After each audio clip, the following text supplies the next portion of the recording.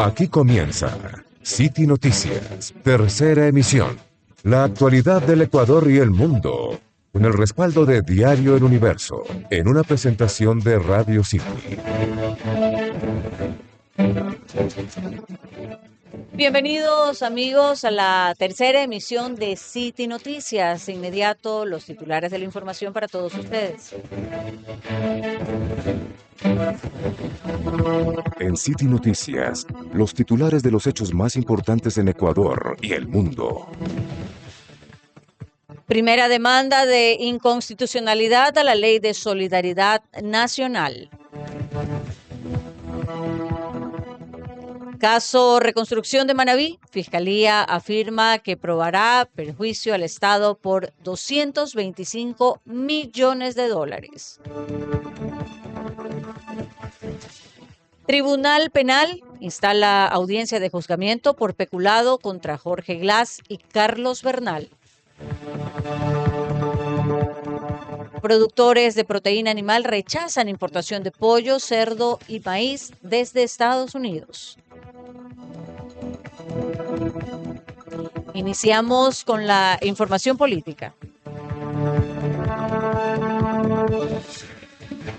En City Noticias, la información política.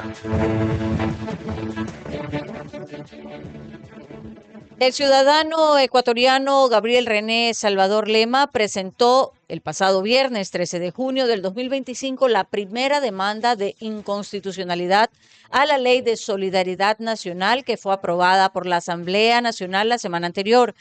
La norma, que fue enviada al Parlamento por el presidente Daniel Noboa con el carácter de económico urgente, contiene una serie de disposiciones para regular las actuaciones de autoridades y de la fuerza pública en el marco del conflicto armado interno y establece incentivos tributarios para aquellos que realicen donaciones de equipos a las instituciones que trabajan en la lucha contra el crimen organizado.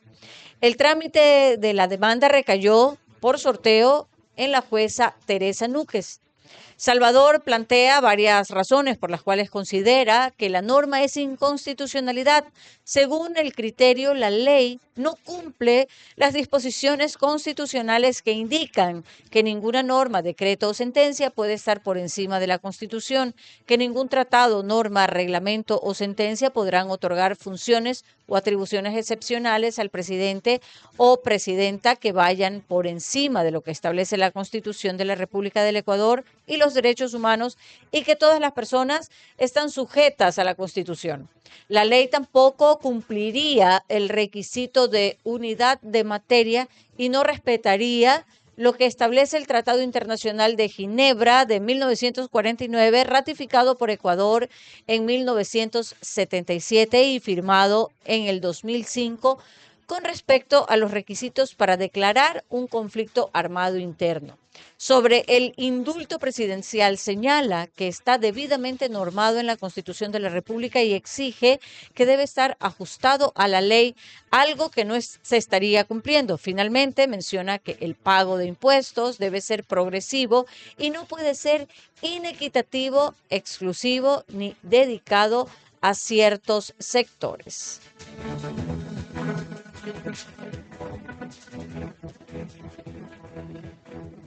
6 hechos enumeró el titular de la Fiscalía General del Estado, Wilson Toa Linga, que son la base de la investigación por delito de peculado en el que habría incurrido Jorge Glass Espinel y Carlos Bernal Alvarado, exfuncionarios del gobierno de Rafael Correa, que son procesados en este caso denominado Reconstrucción de Manabí. La mañana del martes, del 17 de junio del 2025, se instaló la audiencia de juicio en el caso Reconstrucción de Manabí, en el que son procesados Jorge Glass, ex vicepresidente de la República en el régimen de Correa, y Carlos Bernal, exfuncionario, quienes fueron parte del Comité de la Reconstrucción de Manabí. La diligencia se desarrolla en la Corte Nacional de Justicia en Quito desde las 9:10 de la mañana, presidida por el Tribunal Penal, conformado por los jueces Javier de la Cadena, Mario Rodríguez, Marcela Caicedo, ponente, quienes dieron inicio a esta fase que se extenderá por varios días. Este caso tiene origen en el manejo de recursos para la edificación de obras para la reconstrucción de Manabí y Esmeraldas afectadas por el terremoto del 2016.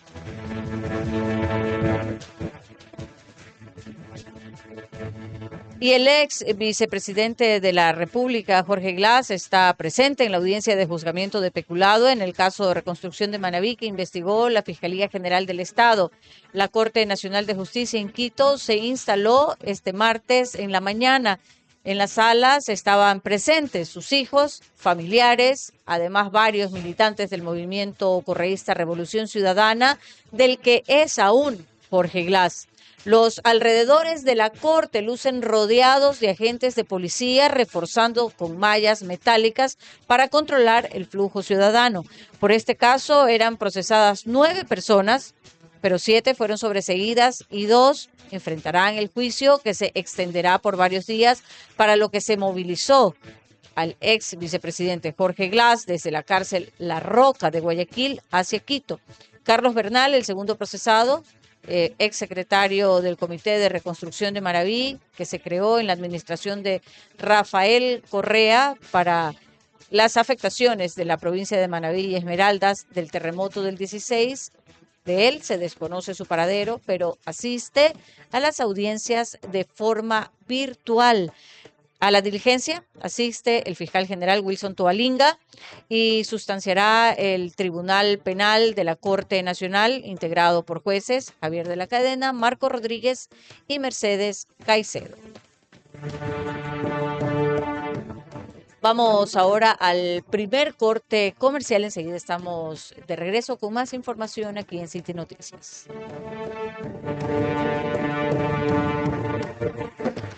Acompáñanos en Revolú. En este programa vamos a hablar de cultura, cine, entretenimiento y... Espera. También hablaremos de noticias y... No íbamos a hablar de deportes. Hablaremos de todo eso y más en Revolú. Únete a nosotros en este revolú de ideas. Con Ruth del Salto, Diego Vaquerizo, María Clara Triviño y Manolo Rosero. De lunes a viernes. De 12 a 13 horas por Radio City, 89.3 FM. La ciudad hecha radio.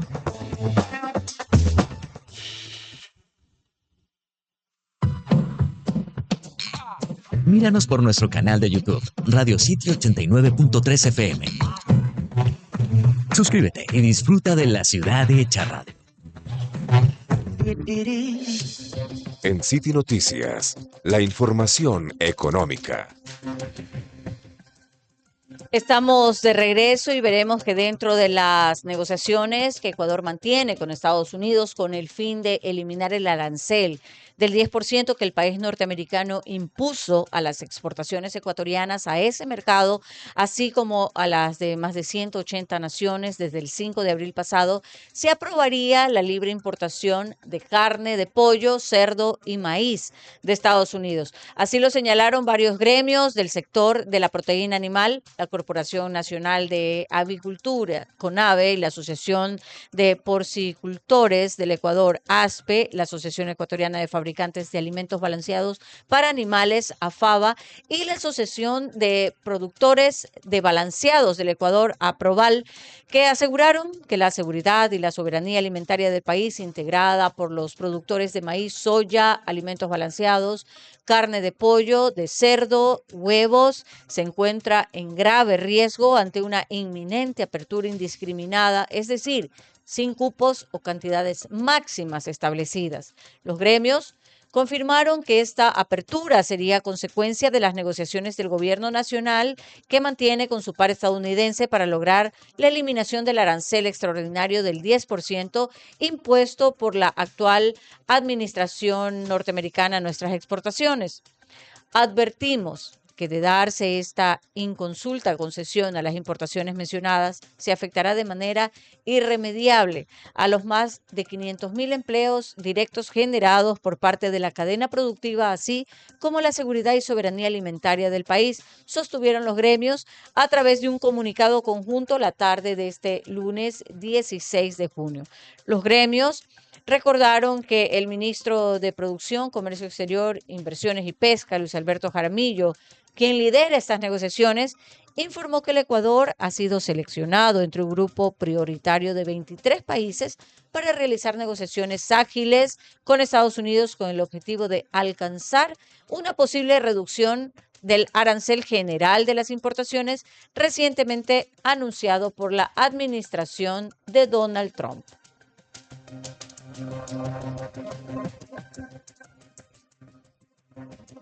Y hablando de aranceles, el arancel de $20 que se cobra por cada paquete que ingresa al país a través del régimen de importación de categoría B, también conocido como 4x4, que comprende compras hasta $400 y 4 kilos, recaudó su primer día de vigencia, lunes 16 de junio, $41.200 según cifras del Servicio Nacional de Aduanas del Ecuador.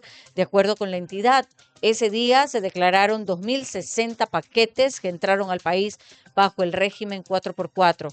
El SENAE detalló que de los 41.200 generados en el primer día por la tasa 4x4, solo se han pagado $4.020. Mientras tanto, después de que el domingo pasado algunos couriers lograron declarar paquetes que llegaron ese día al país y alcanzaron a entrar antes de la vigencia de la tasa de $20, entre el lunes y este martes 17 de enero, ya se empezó a declarar carga con el nuevo arancel. Aníbal Galarza, gerente general de Expresito Cargo, señaló que hasta la mañana del martes 17 de junio tienen 417 guías arribadas, de las cuales 138 deberán pagar la tasa de $20. Galarza reiteró que la empresa se especializa en traer paquetes bajo la categoría G y que es el régimen migrante, lo que abarca 95% de su movimiento, mientras que el 5% restante corresponde a la categoría B, que debe de pagar el nuevo arancel.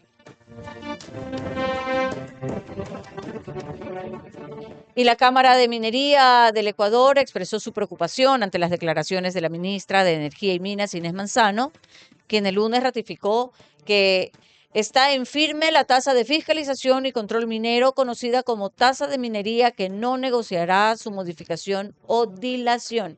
El gremio señaló que la posición manifestada por la ministra contrasta con los acuerdos alcanzados en una reunión realizada el 12 de junio con el viceministro de Minas, Javier Subía, y la Agencia de Regulación y Control Minero, ARCOM.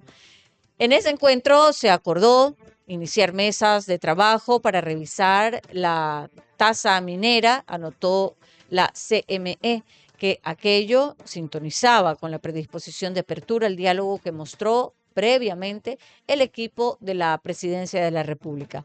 La Cámara mantiene su postura respecto a que si la tasa es aplicada sin antes realizar un análisis técnico aprobado, pone en riesgo la viabilidad de proyectos formales, especialmente aquellos en la etapa de exploración, y compromete la seguridad jurídica del país. Además, se generaría un ambiente de incertidumbre para la inversión, señaló el gremio mediante un comunicado difundido este martes. Vamos a dar paso ahora a la publicidad. Enseguida estamos de regreso con más información aquí en City Noticias. Escucha Marcador, el equipo perfecto para el último partido de la jornada. Con Pancho Molestina, Cristi Alvarado, Matías Oyola, Antonio Villa, Raúl Avilés y Diego Vaquerizo. Marcador, armando la jugada con las últimas novedades del deporte. De lunes a viernes, de 17:30 a 19 horas. Por Radio City, 89.3 FM. La ciudad hecha radio. Sintoniza el nuevo ritmo que mueve la ciudad.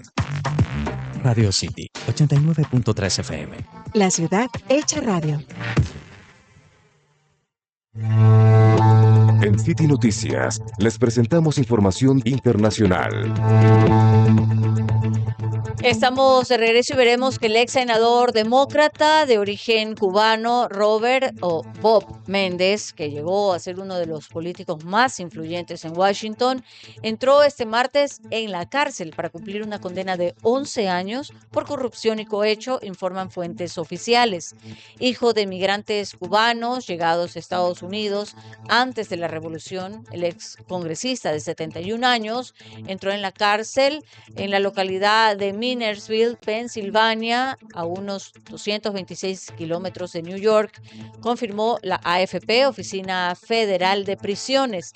La policía halló en el 2022, durante un allanamiento en el domicilio familiar de Méndez y su esposa Nadine Arslanain, más de $480,000 en efectivo, escondidos entre ropa y zapatos en una caja fuerte, así como 13 lingotes de oro valorados en $150,000 y un auto descapotable Mercedes-Benz. Según la fiscalía, Bob, el de los lingotes, como dijo su propio abogado, era conocido, utilizó su poder e influencia entre el 2018 y 2022 para ayudar, junto a su pareja, a los empresarios Hannah Davis y Uribe, también declarados culpables, a conseguir favores y protección para sus negocios a cambio de sobornos. Un jurado popular le declaró culpable en julio del 2024 de soborno, fraude, extorsión, obstrucción a la justicia y de recibir pagos para favorecer al gobierno egipcio y ayudar un fondo de Qatar. Su esposa fue declarada también culpable en un juicio posterior. A finales de enero, el juez condenó a 11 años de cárcel, una sentencia que el congresista ha apelado. El pasado 11 de junio, la jueza Alison Nathan le denegó un pedido para permanecer en libertad bajo fianza mientras se resuelve dicha apelación. Con esto damos por concluida la tercera emisión de City Noticias. Gracias por habernos acompañado. Nos reencontraremos como siempre el día de mañana. Aquí termina City Noticias, tercera emisión. La actualidad del Ecuador y el mundo, con el respaldo de Diario El Universo, en una presentación de Radio City.